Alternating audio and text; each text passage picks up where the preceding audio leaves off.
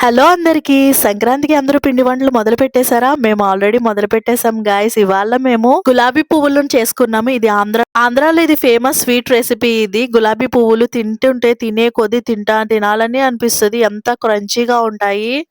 అలాగే స్వీట్‌గా గూడా ఉంటాయి. చూసారా నేనిలా ఇరగ్గొట్టగానే ఎంతలా విరిగినాయో. ఈ గులాబీ పువ్వుల రెసిపీ మీ కొలతలతోటి మీకు కావాలి అంటే గనక వీడియో కింద ట్యాగ్ చేసేస్తాను చూసేయండి. లేదా నా ఛానల్‌కెళ్ళి చెక్ ఇట్ ఔట్ చేసేయండి. మేము చక్కగా గులాబీ పూలన్నీ చేసేసుకొని క్యానుల్లో సర్దేసుకొని పైన పెట్టేసుకున్నాం గైస్. దిష్టి పెట్టకండి ఈ గులాబీ పువ్వులకి.